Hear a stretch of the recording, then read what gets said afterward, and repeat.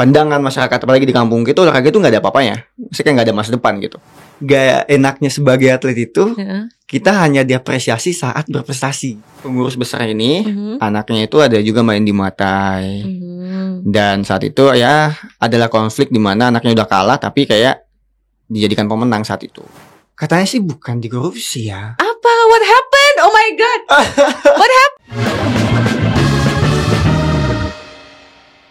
Halo semuanya, welcome to Tenggara Talk by Alia Nur Syabrina. You can call me Alia or you can call me Al. And right here, right now, kita kedatangan tamu spesial yang akan explore lebih banyak tentang topik olahraga. Everyone, please say hi to Diki. Woo! Hai.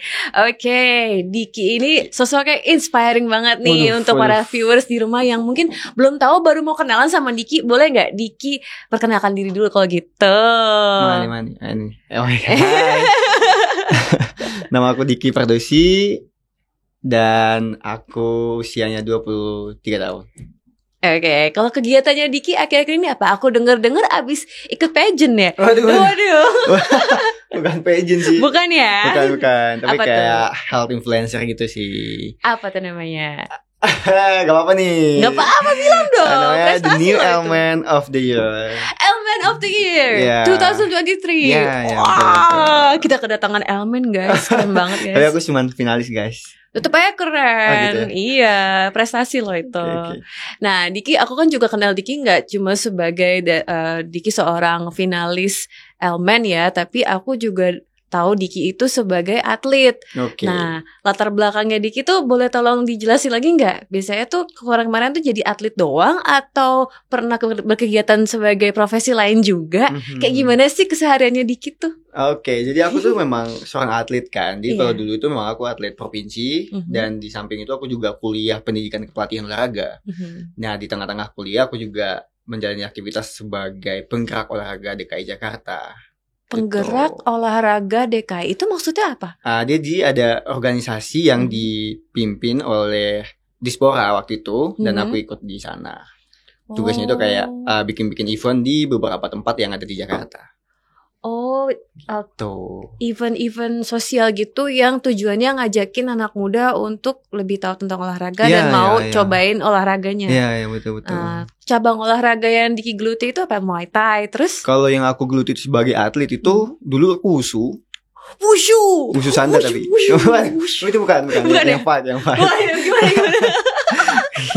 Wushu ya? Iya, terus pas kuliah aku juga belajar boxing dan tahun 2019 aku move ke Muay Thai.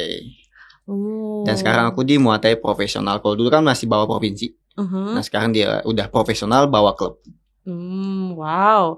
Terus selain kamu sebagai atlet, kamu juga melatih orang lain? Iya, aku juga jadi pelatih kan sekarang. Wow. Pelatih olahraga. Pelatihnya khusus Muay Thai dan boxing aja atau semua olahraga kamu ajarin? Oh enggak. Kalau yang spesifik skill itu di Wushu, boxing dan Muay Thai. Tapi kalau yang lainnya tuh aku memegang strength and conditioning sih. Jadi kayak teman-teman yang mau bugar lewat strength conditioning bisa gitu. Wah, aku paham kenapa kamu ikutan lomba Elmen kalau gitu. Gitu ya. Emang olahraga banget gitu kan. Wah. Betul. Selain di bidang olahraga, aku dengar kamu akhir-akhir ini habis main iklan ya. Waduh, keren banget sih nih anak nih. Jadi banyak banget ya kayaknya. Iklan apa sih kemarin? Ada yang di-post kan di IG kan? Iya, aku kemarin nge-post iklan Gojek. Sebenarnya aku nggak harus nge-post, cuman kayak pengen aku post soalnya banyak yang tanya-tanya kok syuting mulu tapi nggak ada buktinya gitu kan. Kepo banget ya netizen ya. Ya udah aku post lah satu gitu sih. Dan memang kalau aktivitas yang pengen aku geluti sampai nanti itu adalah di dunia keaktoran sih. Oh, kamu pengen terjun di dunia acting ya? Iya. Seni peran. Ya. Kenapa pengen terjun ke sana dari yang tadinya cuma fokus olahraga, terus habis itu kamu pengen jadi acting juga? Apa sih sebenarnya motivasinya? Oke, nah itu sebenarnya udah aku rancang jauh-jauh hari, bahkan kayak tahun 2014 malah. Wow, really? Waktu aku masih di kampung kan. Nah di situ alasan pertama itu adalah aku lihat papaku senyum pas nonton TV. Jadi aku pengen jadi aktor yang dimana papa aku nonton dan dia tersenyum lihat aku gitu sih. Oh, that's so sweet. Motivasinya membahagiakan orang tua. Kan. Iya, wow. Oke, sekarang karena ini masih lagi dirintis ya acting ya. Sementara aku lihat di background kamu lebih banyak pengalamannya nih di olahraga nih, ya kan? Iya. Nah, aku pengen explore dan gali lebih banyak tentang olahraga. Digali. Nah, pengalamannya Diki itu kan sebagai atlet Muay Thai ya. Itu tuh dari mungkin pernah ikut lomba, terus latihan bertahun-tahun. Gimana pengalaman-pengalaman tersebut membentuk pandangannya Diki terhadap dunia olahraga di Indonesia gitu, dan sebagai sebuah industri. Kayak mungkin kamu punya unek-unek tentang ini sistemnya kayak gimana sih, terus atlet-atlet tuh kondisi hidupnya seperti apa. Mungkin ada unek-unek yang mau kamu sampein. Jadi gini. Jadi gini. Jadi kan aku sebenarnya agak kritis kan. Jadi ketika aku ngelihat sebuah fenomena, aku coba kritisin gitu. Kenapa ini begini, kenapa ini begitu gitu. Nah, saat aku jadi seorang atlet memang banyak banget yang aku dalamin di dalam situ kan, kayak pahitnya. Terus kayak atlet itu latihan dari pagi terus sampai sore latihan lagi gitu kan. Sampai kita nggak ada waktu untuk makan gitu. Aduh, makan nggak sempet. Makan sempat dong. Main sama teman-teman tuh kayak gak ada waktu aja gitu kan. Karena capek kan. Siang mending istirahat gitu, sore latihan lagi, malam istirahat lagi gitu. Wow, itu tuh berapa jam dalam sehari biasanya latihan? Kalau untuk atlet provinsi biasanya itu 2 jam minimal ya. Minimal 2 jam tiap hari. Tiap hari. Oh, minimal 2 jam 1 kali latihan kan, pagi sore. Oh, dalam sehari berarti bisa minimal 4 jam, 5 jam gitu ya. Yo. Every day. Wow. Tapi memang ada waktu istirahatnya, misalkan biasanya tuh Rabu sore ke sama Minggu. Iya. Karena kan kalau ototnya digembor terus kan nanti bisa cedera ya. Iya. Terus kayak yang bikin bukan ngubah sih ya, tapi kayak ada pandangan yang lain dari olahraga setelah itu adalah ternyata di dalam olahraga itu sendiri banyak hal yang orang luar nggak pahami gitu, kayak bagaimana sih atlet itu, apakah dibayar tepat atau dibayar sesuai gitu, ternyata enggak gitu sih. Kalau dari respon masyarakat nih, misalkan dari teman-teman sekitarnya Diki yang mungkin kegiatannya nggak berfokus di olahraga, nah Diki ngeliat ngerasa nggak kalau orang-orang yang berkegiatan di olahraga itu diapresiasi nggak sih sebenarnya sama masyarakat kita, sama anak muda kita? Mereka tuh sebenarnya tertarik nggak sih sama dunia olahraga gitu? Nah, sebenarnya kalau bicara apresiasi, gak enaknya sebagai atlet itu kita hanya diapresiasi saat berprestasi. Iya kan? Nah, ketika kita nggak berprestasi, kita nggak ada apresiasi dari masyarakat. Nah, kalau misalkan masyarakat awam ke teman-teman, mereka sebenarnya cukup antusias dengan olahraga. Cuman balik lagi, pandangan masyarakat apalagi di kampung gitu, olahraga itu nggak ada apa-apanya. Maksudnya nggak ada masa depan gitu. Karena kan ya kita lihat siapa sih dari olahraga yang pure langsung baik atau gimana namanya gitu kan. Hanya olahraga tertentu doang yang bagus kan. Yang namanya misalnya kayak siapa sih? Aku juga bingung siapa. Kalau mau ngomong paling ya atlet-atlet bulu tangkis kan, paling badminton, bola, iya kan? Iya. Oh, iya. Untuk atlet Muay Thai itu belum nemu namanya. Belum ada yang prestasinya internasional di Indonesia sehingga orang-orang tahu dan beri apresiasi gitu ya. Masih prosesnya panjang. Masih panjang banget. Padahal kan untuk menuju dapat medali emas itu kan butuh prosesnya juga panjang ya. Iya. Tapi kok masih belum merasa diapresiasi ya. Iya, benar banget. Jadi kan Diki kedepannya akan terus mengedukasi orang-orang tentang cabang-cabang olahraga yang Diki geluti dengan kegiatannya Diki. Nah, berarti motivasinya Diki itu adalah untuk menjaga apresiasi masyarakat agar tinggi ya? Atau ada motivasi lain nih untuk terus mengedukasi masyarakat? Nah, kalau aku sebenarnya ada beberapa poin sih. Apa tuh? Kenapa aku ingin tetap mengedukasi? Pertama, pengen menyadarkan masyarakat kita bahwa olahraga itu juga bisa membantu kita untuk mendapatkan tubuh yang prima di masa tua. Oh iya, benar juga kan? sih. Iya. Karena kan banyak banget, apalagi Indonesia ini lingkungan kita tuh masih banyak yang nggak benar ya, kayak misalkan lingkungan yang mabuk lah, lingkungan yang rokok gitu. Dan banyak anak muda kita nggak berani untuk keluar dari sana karena udah nyaman dengan circle yang dia punya kan, lingkungan yang punya gitu. Nah aku pengen edukasi bahwa teman-teman harus berani untuk meninggalkan itu dan ubah pola hidup. Jadi untuk dalam sudut pandang lifestyle gitu ya, keseharian, kesehatan gitu ya. Terus kayak poin kedua itu kayak masih banyak banget di luar sana yang teman-teman datang ke tempat olahraga itu hanya datang foto lalu posting di sosial media. Iya, aku juga nyadar itu dan kayak begitu kan. Soalnya bukan ada banyak loh. Iya, sedih ya. Kan mereka itu memang hanya mengikuti role model hidup sehat yang mereka lihat kan. Padahal yang mereka lihat itu hanya bentuk fisiknya yang ganteng lah, cantik lah gitu kan. Mereka nggak tahu role modelnya itu menjalani hidup yang sehat seperti apa. Gitu. Jadi mereka hanya terobsesi dengan cantiknya itu aja sih sebenarnya. Kalau yang aku beberapa observasi. Jadi aku pengen sadarin bahwa olahraga itu nggak hanya sekedar itu, tapi sekomplit itu. Jadi bukan sekedar cuma bahan konten ya, tapi emang benar-benar diaplikasikan setiap hari, dampaknya juga jangka panjang. Benar. I see. Berarti emang passion kamu sangat besar ya di olahraga. Iya, itu passion Kak. Iya, emang harus jalannya dengan komitmen besar dan passion besar sih. Apalagi masyarakat Indonesia masih banyak yang kayak tim mageran. Aku juga sebenarnya masih mageran. Waduh, bahaya nih. Iya, tapi aku berusaha untuk aktif untuk bentuk kegiatan lain kayak contohnya dance atau lari atau masih olahraga yang kayak ngikutin dari YouTube di rumah aja, nggak keluar rumah tapi gitu. Cuman aku nggak mau membanggakan diri juga. Aku kan juga ngerasa, aduh ini masih kurang ya kan. Kadang-kadang tuh kayak ngelihat postingnya Diki sama teman-temannya Diki pada aja rajin-rajin banget olahraga. Aku jadi pengen juga seperti itu, tapi aduh masih belum. Iya kan sebenarnya kayak aku juga punya cerita di mana aku sama ayah itu susah ketemu dulu. Susah ketemu, kenapa? Iya, karena kebiasaan ayah yang minum. Oh, minum. Jadi kayak dia nggak ada waktu buat aku gitu kan, sehingga masa tuanya juga sakit gitu lah.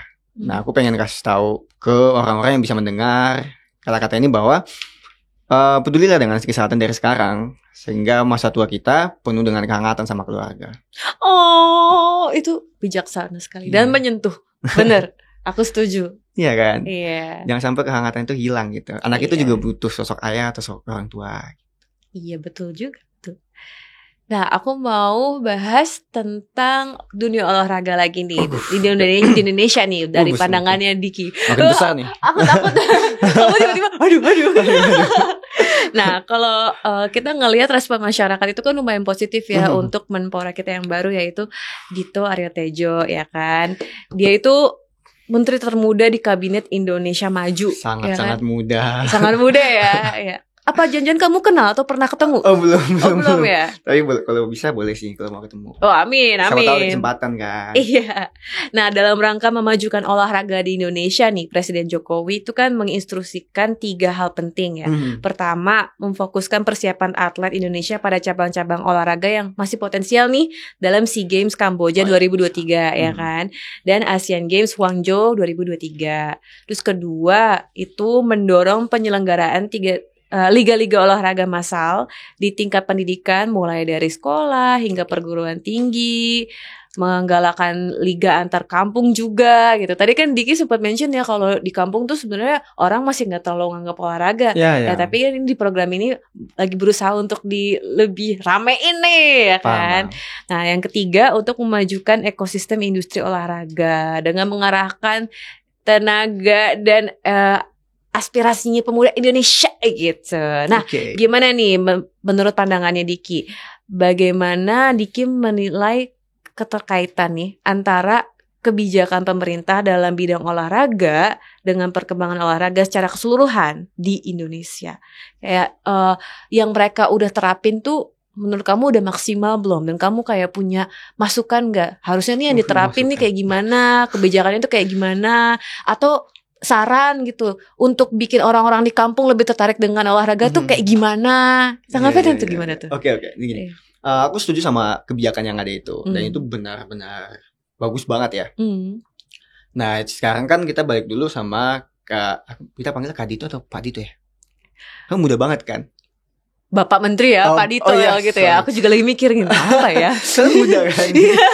Iya, Pak Dito ya, Pak Dito. Untuk Pak Dito kan memang masih muda dan dia beliau pengganti kan, bukan perancang berarti. Dalam artian hanya akan menjalankan instruksi yang udah ada gitu.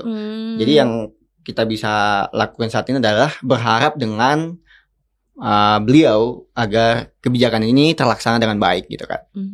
Kemudian kebijakan ini memang aku suka banget, apalagi kebijakan yang dimana kebijakan kedua yang melakukan kegiatan atau event-event di kampung-kampung dan juga mahasiswa, apalagi siswa ya, yang dimana kan jadinya kayak talent scouting kan. Talent scouting, talent scouting yang dimana mereka akan ketemu atlet-atlet muda atau talenta-talenta yang berpotensi nantinya yang bisa dibina sehingga menjadi atlet elit. Iya kan? Nah pertanyaannya sebenarnya adalah yang menjadi juri atau yang melakukan talent scout itu apakah sudah mumpuni? Oh iya. Gak gelap ya?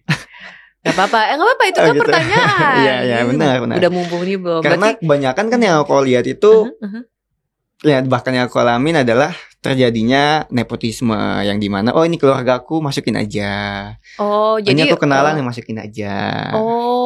Jadi nggak pure karena memang dia mempunyai skill yang bisa dibina sampai menjadi seorang atlet elit.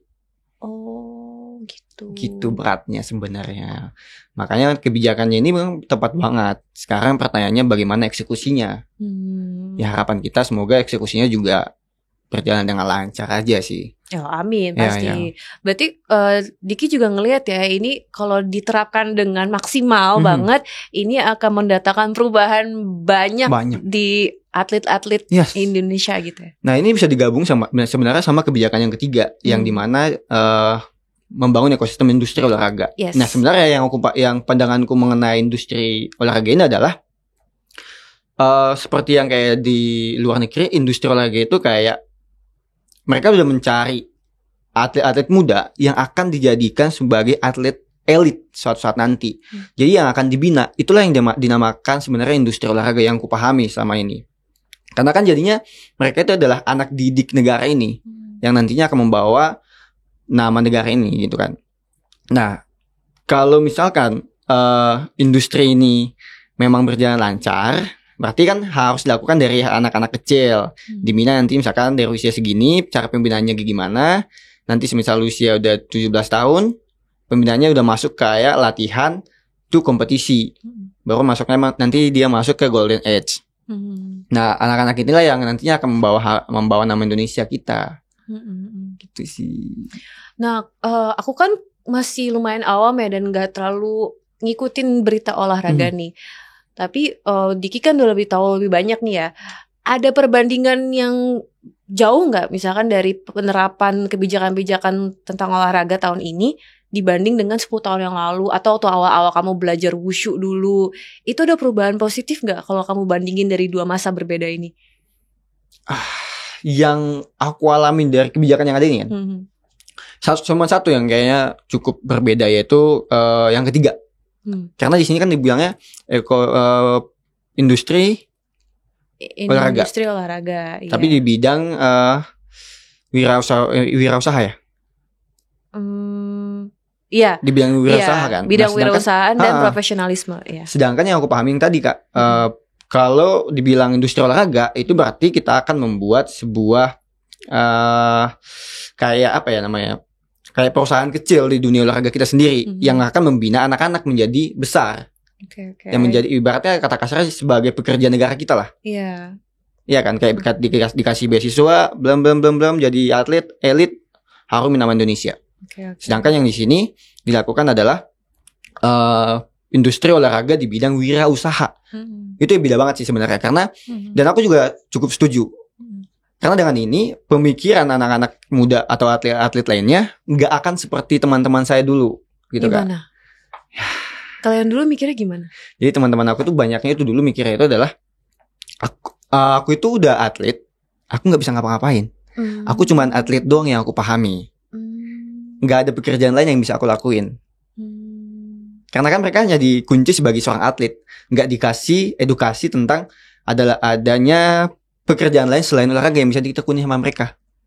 Sementara kalau misalkan ini implementasi industrinya ini tepat, berarti mereka akan lebih memiliki knowledge yang lebih banyak di luar olahraga supaya akan survive ke depannya gitu, dan bisa mungkin market themselves as an athlete di social media buat deal-deal yang lain selain olahraga gitu ya. Berarti pemasukan uangnya supaya gimana caranya nggak cuma melalui olahraga tapi juga dari hal-hal lain juga. Itu ya yang baru. Yang baru banget itu. Dan itu menurutku kebijakan yang sangat-sangat bagus banget. Sehingga kan nanti kita juga sebagai atlet gak akan takut lagi. Oke, aku selesai atlet ngapain nih? Gak takut lagi kan? Udah ada plan lain selain sebagai seorang atlet gitu sih. Jadi baru poin ini yang mendatangkan a good change ya, yang perubahan banget nih dari sekitar 5 atau 7 tahun yang lalu lah gitu ya. I see. Nah, kalau ini kan secara umum ya dari teman-temannya Diki yang mungkin atlet bidang-bidang lain juga. Tapi kalau misalkan dikerucutin nih di bidangnya Muay Thai sama Wushu doang, pemerintah tuh udah memberikan perhatian yang cukup belum sih untuk cabang olahraga ini, untuk Muay Thai dan Wushu? Atau masih kurang? Mukanya kayak masih kurang. Waduh. Mukanya kayak Tapi sejauh yang aku alami sebenarnya pemerintah pusat kita itu udah memberikan yang terbaik ya. Cuma memang lagi-lagi yang aku alamin adalah di dalamnya. Jadi kayak ada lagi pengurus-pengurus di cabang-cabang olahraga itu yang ujungnya seperti mematahkan kebijakan yang ada di atas. Gitu sih yang kadang kayak wah kok bisa kayak gini ya gitu. Tapi untuk ruang berkembangnya gitu, untuk ruang mereka latihan, fasilitasnya untuk atlet-atlet Wushu dan Muay Thai ini tuh semua dikasih Pak sama pemerintah? Dikasih, kalau fasilitas infrastruktur tuh ada jelas. Ada. Yang jadi permasalahan itu sebenarnya kayak nutrisinya gimana? Nutrisi? Ya apalagi kan kalau jangankan atlet, orang awam yang latihan aja tuh butuh nutrisi yang lengkap. Apalagi atlet yang notabene latihannya sangat ekstrim bisa dibilang. Berarti harus ada nutrisi yang lebih lagi kan, ada suplemen lagi yang harus dilengkapin. Kadang itu nggak terlengkapi. Padahal dana udah turun. Wah, bentar aku penasaran deh. Untuk cabang Muay Thai sama Wushu itu nutrisinya sama atau beda dengan cabang olahraga lain? Maaf pertanyaannya agak aneh, tapi aku juga jadi mikir, lah emangnya atlet basket makannya beda sama atlet Muay Thai ya? Enggak, sama kan? Sama. Kalau secara general tuh sama. Tapi kalau soal nutrisi berarti emang makanannya tuh harus di-provide secara catering, atau itu effortnya atletnya sendiri selama ini yang buat bayar catering sendiri? Kalau udah masuk TC itu kayak training center, jadi pelatihan pemusatan gitu, itu udah langsung dibiayain sama pemerintah semuanya. Catering juga udah ada, tempat tinggal juga udah ada. Nah vitamin pun udah ada. Kecuali kalau belum TC baru kayak tempat tinggal belum. Tapi biasanya juga udah ada sih biasanya. Kayak Wushu aja sampai sekarang tuh ada bahkan. Mereka ada mes di mana mereka bisa latihan dan tinggal di sana. Gitu. Oke. Nah, berarti kalau aku ambil kesimpulannya sebenarnya dari pemerintah tuh udah alokasi dananya ada. Supportnya ada. Tapi untuk implementasi untuk teknis sehari-harinya itu yang masih belum memuaskan ya. Iya. Nah, ada korupsinya contohnya gitu. Aduh, kayaknya langsung menohok banget ya. Agak sakit mata nih kayaknya. Nah iya, soalnya untuk korupsi ini pun juga akhir-akhir ini tuh ada berita yang terbaru loh tentang korupsi di bidang olahraga ini. Nah beberapa media pemberitaan terkait dengan kasus korupsi dana pusat pendidikan dan pelatihan olahraga pelajar yang namanya PPLP pada Dinas Pemuda dan Olahraga nih. Baru-baru ini dikabarkan adanya dugaan kasus korupsi dana pusat pendidikan dan latihan olahraga pelajar Dinas Pemuda dan Olahraga Provinsi Jambi. Ya, Provinsi Jambi melalui aduan masyarakat, dan ini tuh baru terjadi Februari 2023. Baru beberapa bulan yang lalu kan. Nilai yang diadukan itu sekitar sebesar 1,1 miliar rupiah. yang merupakan dana makan atlet tersebut. Jadi kembali lagi nih mirip ya dengan topik yang kamu sampaikan barusan, iya nutrisi gitu.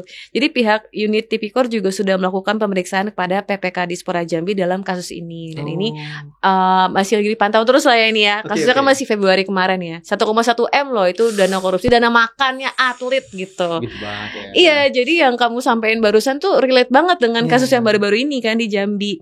Nah, bagaimana pandangan Diki terhadap isu tersebut, dan apakah Diki sendiri pernah punya suatu waktu di mana kamu memperhatikan banget nih isu-isu korupsi dalam olahraga, atau jangan-jangan kamu ngalamin nih? Soalnya hawa-hawanya dari gerak-geriknya tadi kayak gendam banget gitu. Kayak aku makin di pinggir jurang gitu ya. Di pinggir jurang kan. Gimana pelan-pelan. Jadi tanggapannya dulu aja nih tentang yang Jambi ini gimana? Tanggapanku cuma satu sih. Gimana? Kok bisa ketahuan ya? Maaf.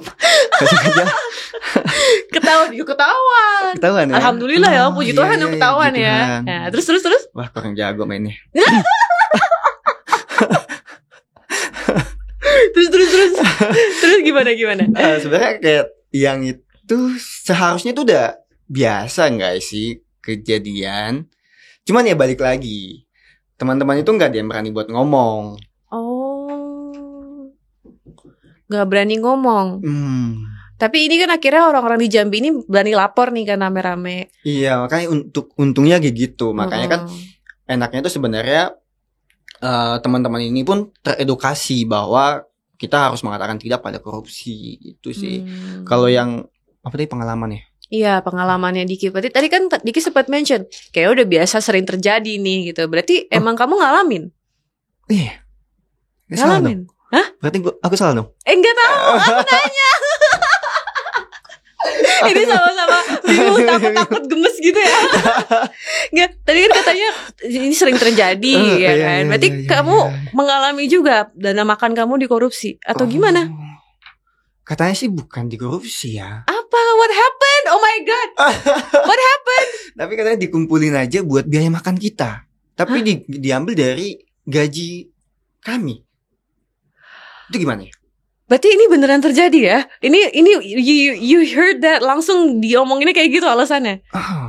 Ini tahun kapan kejadiannya? Oke, aku ceritain aja ya. Jadi itu tahun dari awal. Gimana? Jadi gini, dahulu kala. Banget ya. Tahun berapa sih? Tahun 2019. Nah, kejadiannya ini tahun 2019 di cabang olahraga Muay Thai DKI Jakarta. Ya. Oke. Jadi saat itu kita masih di bulan-bulan 3 atau 4 ya. Itu masih gaji sekitar UMR lah, UMR DKI. Saat itu dia ada wacana-wacana. Nah, cara mereka tuh smooth banget potongannya itu, atau kasus korupsi yang mereka lakukan itu menurutku terlalu bagus sehingga susah untuk didetek. Waduh. Caranya itu adalah ATM kita dikumpulin, guys. Hah? Kartu ATM? Iya. Hah? Ya, ATM kita dikumpulin, jadi mereka yang pegang ATM pertama. Mereka itu dalam artian nih para pengurus dari pemerintah. Iya dong, kan pengurus dari cabang olahraga itu sendiri. Oh, oke. Jadi kartu ATM dikumpulin semua nih. Ya, mereka yang pegang, itu kan. Masuklah gaji. Teng. Nah, nanti pas gaji datang, ATM dibagi nih. Tapi sebelum bagi, udah dikasih masukan bahwa nanti setiap orang akan kasih, kalau nggak salah, waktu itu 1,5 juta. 1,5 tuh untuk apa? Nah, nanti dikumpulin ke satu ATM. Satu ATM ini yang udah ditentukan. Gitu kan.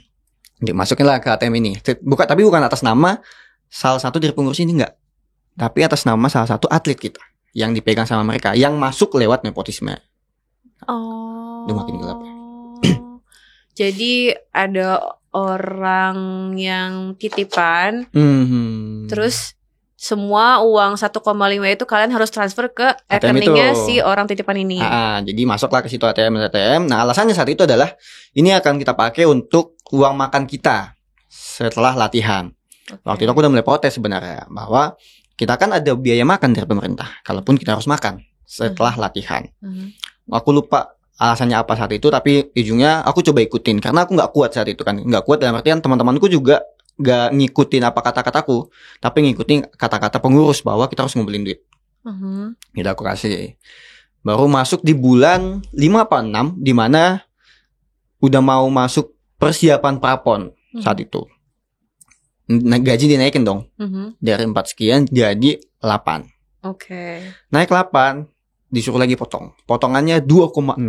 Tadi 1,5, sekarang ya 2,6. Ini kamu harus transfer sekali aja tiap bulan? Pokoknya setiap bulan. Tiap bulan nih.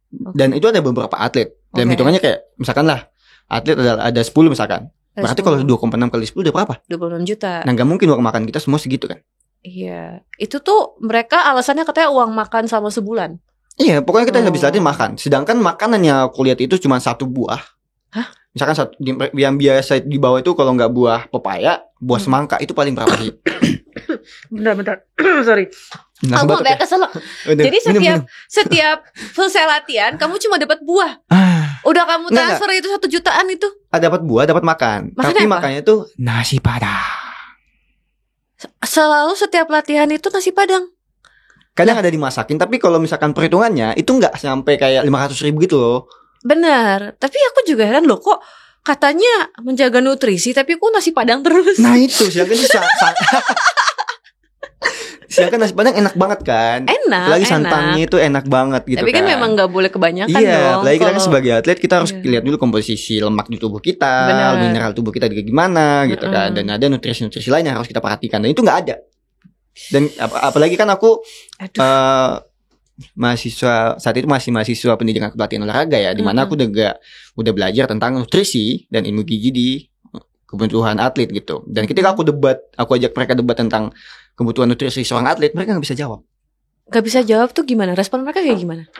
Ya nggak jawab. Ya nanti kita pikirin lagi ya. Gitu doang. Jadi misalkan nih kamu ngasih aku nasi padang nih, aku atlet kan lagi latihan. Terus abis itu aku kayak kamu nih komplain kayak, kok nasi padang terus, bukannya aku harus jaga nutrisi ya, aku gak ada uang lagi nih buat beli makan sendiri yang bernutrisi, ini gimana dong? Terus kamu jawab, ya makan dulu deh, ntar dipikirin lagi, gitu. Ya hampir gitu lah jawabannya. Ih, gemes. Iya. Dan saat itu kan udah kejadian lah yang 2,6. Saat itu aku bilang aku gak mau. Tapi yang namanya tekanan ini gede banget ya. Aku juga ngalamin bahwa atasan itu punya kuasa yang besar lah. Berarti saat dia ngomong kita juga tertekan gitu ya. Kan yang diskusinya semua teman-teman diskusi ya. Maksudnya kayak enggak, kita jangan mau gitu kan. Pas hari lagi meeting gitu kan, ngomongin tentang potongan, aku speak up. Aku gak setuju, teman-teman juga gak setuju. Debat, tekanan terakhir dia bilang gini, kalian ini ikut siapa? Ngikut pemerintah? Maksudnya pengurus? Atau ikut Diki? Kalau ikut Diki kalian harus keluar dari DKI dan kembaliin semua duit. Kalau ikut pemerintah, ikut pengurus, kalian bisa latihan dan dapat tetap gaji, tapi kalian harus lakuin pemotongan. Dari semua atlet, gak ada satu mendukung. Gak ada satu pun yang bilang saya ikut Diki. Semua bilang saya ikut pengurus. Jadi kayak dipanah gitu. Jadi diintimidasi supaya tetap harus mengirimkan sejumlah uang tersebut ya. Tapi kan sebenarnya gini, kalau misalkan emang ini makanan dari pemerintah, ada laporannya dong, ada rinciannya. Tapi ini enggak, ini harusnya gaji yang kamu terima bersih itu malah dipotong buat makan. Padahal alasan makan tapi. Alasan makan. Nah itu kan semua dikumpulin di satu rekening si orang titipan itu, titipan Cena ya. Nggak tahu ya benar atau nggak titipan atau enggak gitu. Aku kan cuma mendengar nih. Nah itu dia sendiri ngasih laporan nggak? Misalkan kayak gue udah kekumpul segini, ada yang belum transfer nih gitu. Dianya terbuka nggak? Sama kita iya. Ya, tapi kan udah ditekan harus transfer semua. Tapi setelah yang 8 itu lah, yang naik 8 itu gajinya aku nggak transfer sama sekali karena aku nggak setuju dengan itu gitu kan. Nah lanjut lagi nih Kak. Jadi setelah itu, kalau mungkin pikiran teman-teman itu kenapa nggak lapor aja? Percuma sebenarnya. Karena nggak ada buktinya. Kan nggak ada buku rekening dipegang. Oh, mutasinya si orang itu yang nggak bisa disentuh ya? Iya, disentuh, dan yang megang itu pun pengurus itu sendiri kan. Nah kemudian habis itu kan jadinya aku nggak bisa latihan sama teman-teman karena aku dikucilin jadinya kan. Aku beranian lah lapor saat itu ke KONI. KONI ini Komite Olahraga Nasional Indonesia yang menaungi semua cabang olahraga. Tapi saat itu aku ke KONI DKI karena aku kan bawah naungan KONI DKI ya. Iya, KONI DKI. Oke. Aku datang ke sana, aku chat dulu di ACC, kasih laporan. Jawaban pertama perkataan pertama dari ketua KONI saat itu adalah terima kasih. Cuman kamu satu-satunya atlet yang berani datang ke sini. Aduh, kasihan banget sih kalian. Jadi selama ini belum ada atlet yang langsung berani datang. Biasanya orang tua yang datang. Orang tua. Sedangkan kan kalau orang tua kan hanya menerima laporan dari anak kan, gak ada bukti nyata. Dan dia bukanlah korban kan. Iya. Bukan korban langsung gitu. Jadi saat aku masuk ke sana, aku kasih laporan bla bla bla. Karena memang aku juga kurang bukti yang kayak mutasi segala macam. Tapi untungnya itu adalah KONI juga menerima dan kooperatif banget sama laporanku. Iya, itu yang aku seneng deh, karena takutnya mereka udah kong kali kong banget sampai ngerasa kayak kamu nuduh-nuduh kayak gini buktinya apa? Takutnya begitu kan. Tapi bahkan, ternyata mereka nerima ya. Iya. Bahkan aku ditunjukin juga kayak siapa sih pengurusnya yang asli, laporan keuangan itu gimana sih? Dan tahu nggak?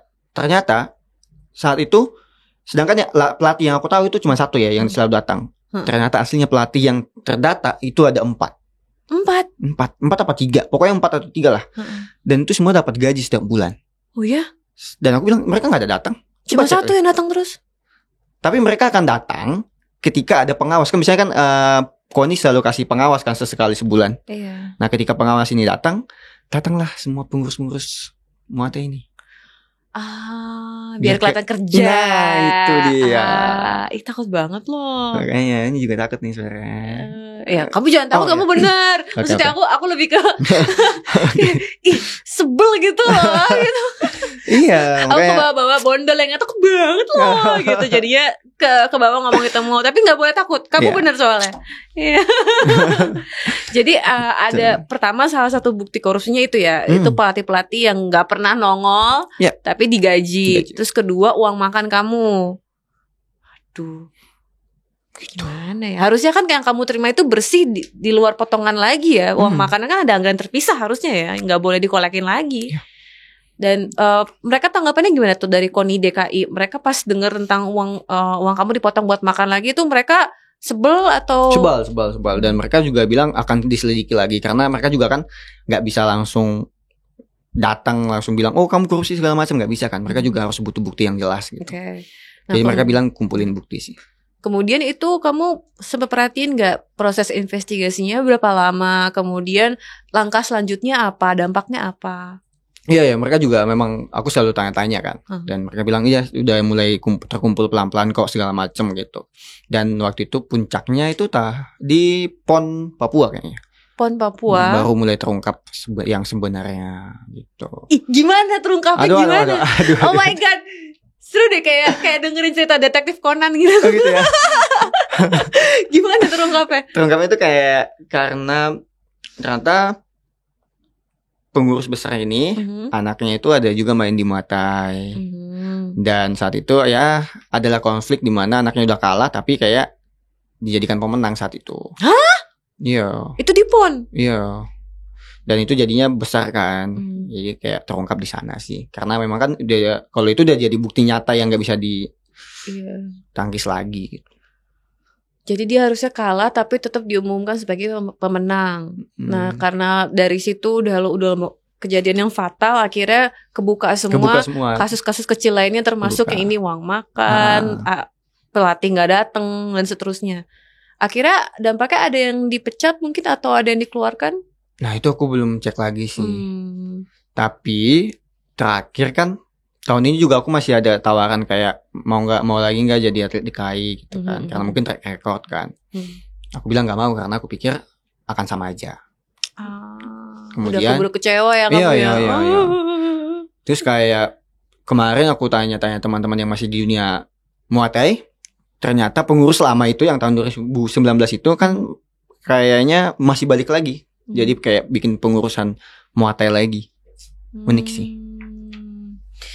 Nah menurut kamu dengan adanya korupsi yang masih banyak nih di dunia olahraga Indonesia ya, dampaknya ke atlet-atlet tuh gimana menurut kamu? Apakah atletnya jadi perkembangannya kurang pesat dalam hal apa? Jadi dari menurut pandangan kamu aja dampaknya tuh kayak gimana sih ke atlet-atletnya? Oke, ini dampak pertama tuh yang tadi. Perkembangannya itu nggak pesat dan bahkan mungkin nggak tepat. Gimana maksudnya? Yang harusnya kan mereka jadi atlet elit misalkan di tahun sekian. Karena sebenarnya olahraga itu cukup terukur sebenarnya Kak. Kapan dia akan jadi usia golden age, kapan dia akan jadi masih di tahap training to kompetisi, itu sebenarnya terukur. Tapi karena dengan adanya korupsi ini kan, jadinya semua nggak valid kan. Yang dimana kayak pelatihnya pun nggak berkompeten untuk menilai itu. Nah itu yang menyebabkan kayak atlet kita pun nggak berkembang dengan pesat karena nutrisi juga pertama. Kemudian talent scout tadi yang nggak tepat, sehingga atlet-atlet yang seharusnya mempunyai potensi yang besar bakatnya terpendam, dan yang naik itu hanya atlet yang punya kenalan di dalam, koneksi di dalam. Okay. Besar sebenarnya, cukup besar sih dampaknya korupsi itu buat atlet. Jadi kalau misalnya kamu pengen berharap Muay Thai dapat medali emas tahun depan, itu masih belum bisa kesampaian ya dengan kondisi kayak sekarang? Aku sendiri atau siapa nih? Kamu berharap Indonesia tuh dapat medali emas di Muay Thai di ya? SEA Games atau Asian Games atau anywhere? Bisa aja sih. Bisa aja, tapi bisa aja. Ya harus temu atlet yang benar-benar berkompeten. Satu itu, dan juga di treat dengan baik sama pemerintah. Iya. Harus kan memang dilatih dan dikasih fasilitas yang mumpuni kan buat mereka kan. Dan makannya jangan nasi padang tiap hari. Jangan gitu ya. Dong. Gimana ya? Enak lagi. Enak, tapi kan nutrisinya gimana? Mending yang dikasih yang rendang sama nasinya berapa gitu kan, dengan proporsi nutrisionis gitu kan ya. Tapi ini enggak, pasti kan nasi bungkus yang nasinya 3 porsi terus rendangnya sebiji kan. Itu makanya bingung kan. Itu kamu kan udah dikasih makanan yang kayak gitu ya, itu kamu tetap abisin atau kamu makan secukupnya sesuai dengan kebutuhan nutrisi kamu? Atau kalau aku waktu itu udah makan sesuai kebutuhan, karena aku juga kan belajar kan aku bilang tadi, jadi aku udah paham kebutuhanku sih. Oh, jadi tapi tetap banyak nasi yang kebuang ya kalau gitu ya? Iya jadinya. Sebenarnya lebih daripada mikirnya itu lebih mikirin duitnya sih. Iya, duitnya juga. Iya benar. Buang-buang makanan sama dengan buang duit ya. Iya. Susah. Iya gitu. Menurut kamu, apakah kondisi politik dan pemerintahan saat ini tuh mempengaruhi dan memiliki andil terhadap kebijakan olahraga di Indonesia? Politik. Iya, politik Indonesia nih, pemerintahan Indonesia secara general itu tuh pengaruhnya ada nggak sih? Ada andilnya nggak sih ke kebijakan olahraga di Indonesia? Harusnya ada ya.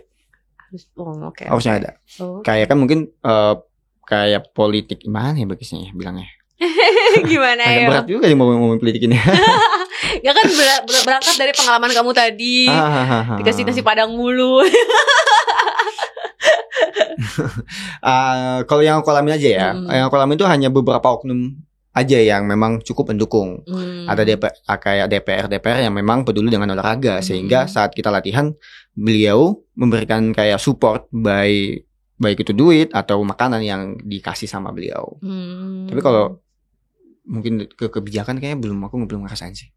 Belum ngerasain banget gimana benar-benar disupport pemerintah gitu secara full gitu ya.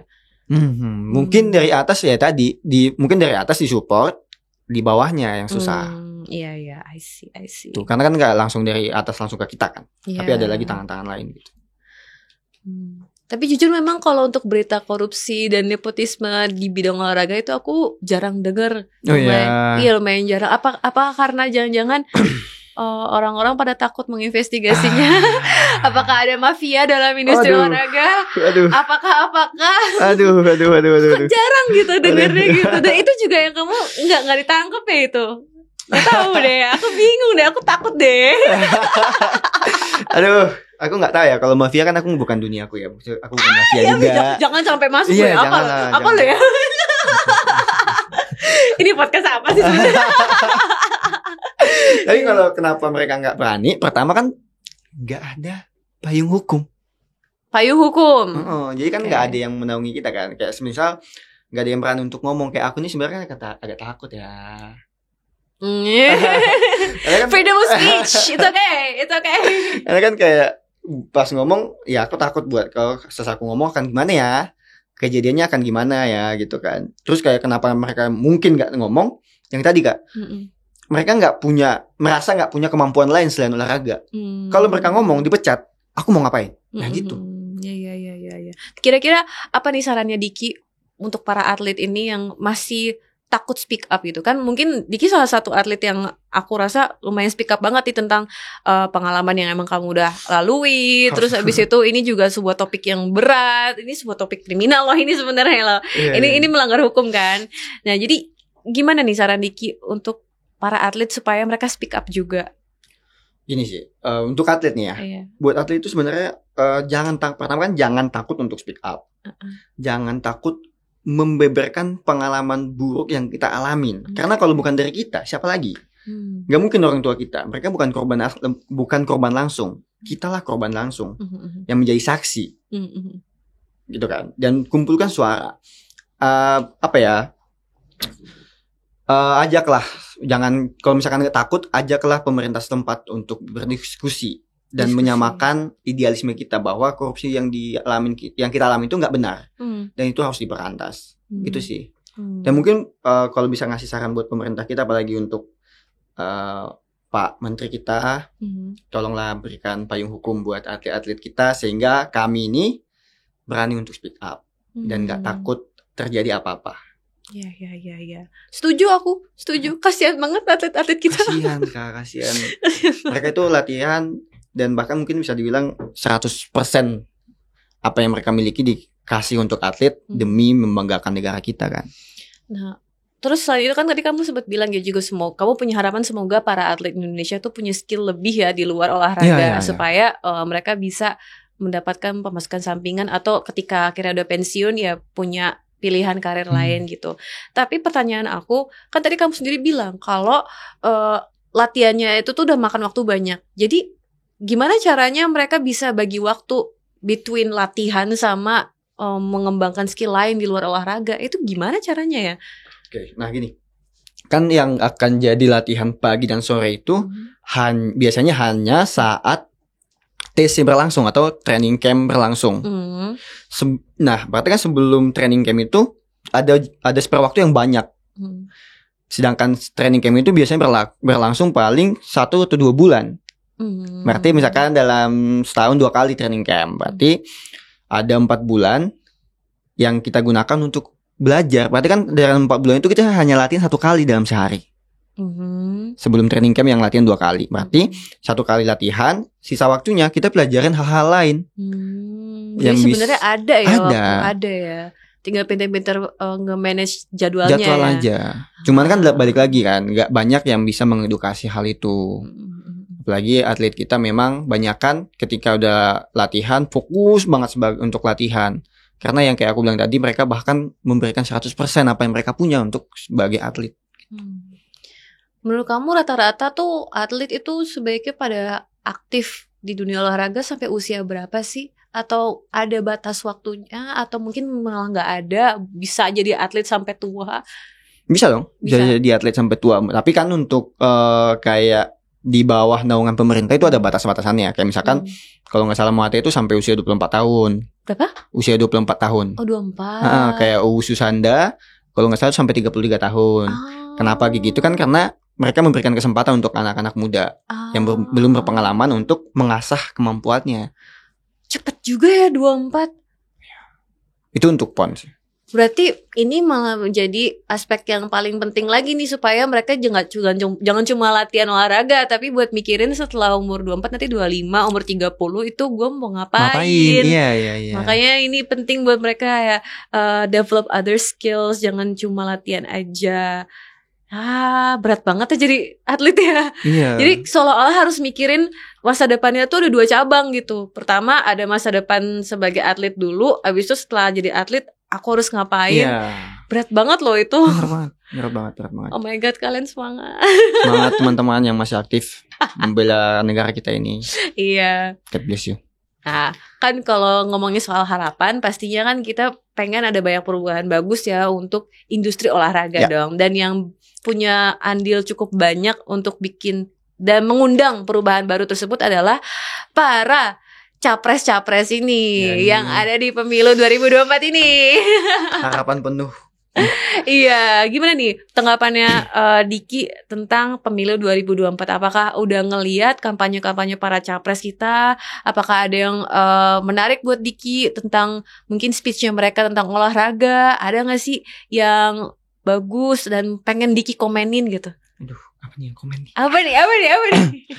Enggak sih, semua pasti bagus-bagus ya. Maksudnya kayak mereka juga datang dengan visi misi yang berbeda-beda, yang pasti pengen membangun negara kita kan. Tapi ya apapun nanti hasilnya, kita berharap itu yang terbaik dan memberikan yang terbaik juga buat segala aspek yang ada di negara kita ini. Tapi untuk yang cukup aku tertarik sebenarnya Bapak Prabowo Subianto. Why? Karena ketegasan beliau kan, dan aku juga suka sama pribadi yang tegas, yang dimana memang menurutku beliau ini bisa mengambil banyak kebijakan yang akan berpengaruh besar dalam berbagai aspek gitu. Tadi kan kita lihat kecintaan dia sama negara itu besar banget ya, dari tangan kapan dia udah ada di negara ini dan bahkan ikut andil dalam pembangunan negara ini gitu. Dan menurutku ketika dia terpilih, dia akan merealisasikan segala rancangannya beliau.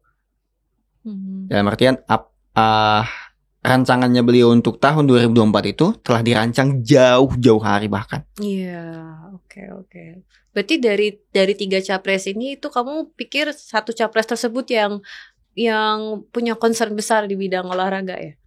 Menurutku ya. Menurut Diki, oke. Berarti menurut Diki juga seberapa penting sih para pemilih muda nanti nih, anak-anak yang baru milih, mungkin para Gen Z yang baru mulai nyoblos nanti pas 2024, itu memilih pemimpin yang memiliki komitmen terhadap pendidikan dan pengembangan olahraga di Indonesia. How important is it? Oh, itu penting banget gak sih? Maksudnya kayak kan yang menentukan siapa pemimpin kita pun kita sendiri kan, lewat coblosan kita. Makanya teman-teman dan saya juga jangan sampai kita golput. Nah, ya itu tuh golput tuh jangan. Iya jangan, dan kalau bisa kita juga harus melek sama politik kita ini, apalagi untuk pemilu tahun 2024, sehingga kita paham nih apakah idealisme kita dengan idealisme calon pemimpin kita juga sejalan atau enggak. Dan visi misinya apakah menguntungkan juga dengan posisi kita saat ini. Maksudnya kayak aspek yang kita jalani saat ini gitu.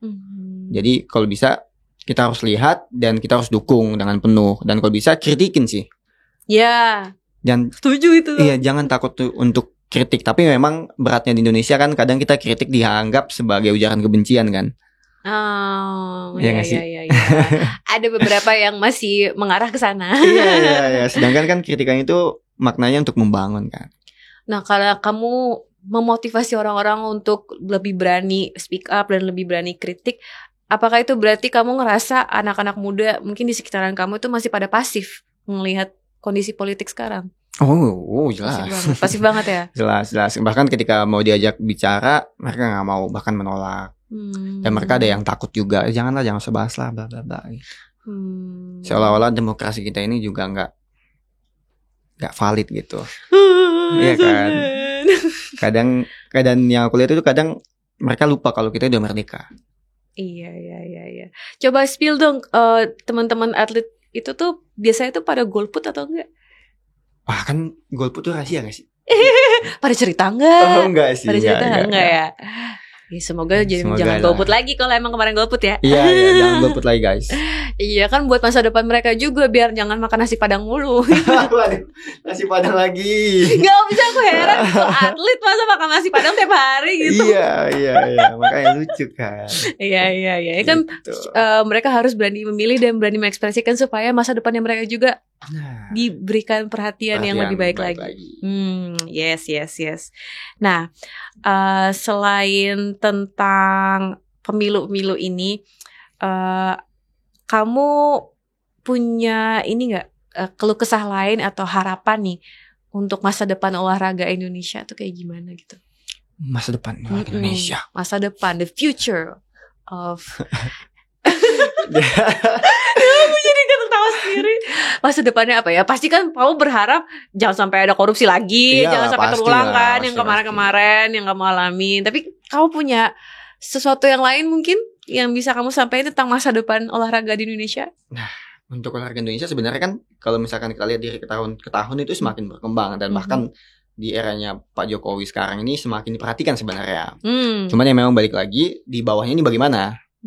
Jadi harapannya sebenarnya adalah semoga pemimpin kita di tahun depan dan juga pemimpin kita tahun ini atau Kemenpora kita tahun ini semakin melihat lagi bahwa olahraga ini nggak hanya sekedar orang yang ada di bawah dia, yang langsung di bawah dia ya, tapi kalau bisa semakin dalam di bawah harus dicek. Kayak misalkan kita ini kan misalnya di bawah naungannya beliau kan. Nah, kita ini bahkan belum pernah ketemu dengan beliau, tapi setidaknya beliau punya tim yang bisa melihat nih keadaan kita yang sebenarnya kayak gimana. Sehingga valid banget apa yang terjadi di lapangan, apakah sesuai dengan prosedur yang udah dijalankan. Terus juga harapan besar sih. Sehingga kan balik lagi korupsi itu juga terminimalisir dan juga atlet kita juga semakin sejahtera. Amin. Oke, banyak banget ya udah dibahas ya. Iya. Banyak banget dan aku senang bisa dengar langsung pengalamannya kamu yang kamu spill. Itu menarik banget dan aku sedih ya, turut prihatin tentang momen itu dan semoga gak terjadi lagi. Semoga lebih banyak atlet yang speak up. Nah, selain semua pesan-pesan yang tadi kamu sampaikan ini, untuk menutup, untuk merangkum, kamu boleh gak tolong share sedikit kata-kata inspirasi untuk anak muda di Indonesia? Mungkin yang biar supaya mereka lebih peduli dengan olahraga atau lebih speak up, atau mungkin apa ya yang kayak yang sebelum-sebelumnya kamu sampaikan, tapi mungkin ada hal lain yang lebih inspiring lagi bisa kamu sampaikan sebagai penutup gitu loh. Iya. Sebelumnya aku nggak bermaksud menggurui, tapi mengajak aja. Mengajak. Kata-katanya cuma change your mindset and change your life, guys. Change your mindset, change your life. Wih. Jadi semua itu menurutku berawal dari pola pikir kita. Kalau kita takut, kita nggak bisa ngapa-ngapain mengubah pola hidup kita. Tapi ketika kita berani, pola pikir kita bilang aku bisa, maka aku juga bisa mengubah hidupku. Nice, inspiring. Tapi aku kadang ngerasa takut itu tuh manusiawi gak sih? Iya. Makanya kan kita kadang butuh orang yang mendukung kita kan. Betul. Ya, untuk atlet mungkin butuh payung hukum tadi. Payung hukum, kemudian keberanian untuk aduin lah itu orang-orang yang nyebelin ya. Yalah, Indonesia merdeka. Merdeka dari para koruptor juga. Amin. Baiklah kalau gitu, thank you so much Diki udah sharing-sharing. Thank you so much. Iya, semoga semua harapannya dikabulkan oleh pemerintah. Amin. Dan semoga nanti pesan-pesannya juga bisa diterapkan agar kesejahteraan atlet di Indonesia itu semakin baik lagi. Amin. Baiklah kalau gitu teman-teman yang udah nonton episode Tenggara Talk kali ini, semoga konten di video kali ini sangat bermanfaat ya untuk teman-teman semua. Semoga yang belum tahu banyak tentang dunia olahraga di Indonesia juga jadi lebih tahu sekarang. Aku juga jadi lebih tahu loh. Aku nggak terlalu update tentang olahraga, tapi sekarang dapat update yang lumayan sangat bombastis hari ini. Jadi makasih banyak atas waktu luangnya. Jangan lupa untuk like video ini, untuk subscribe, dan nantikan episode Tenggara Talk selanjutnya. Bye bye.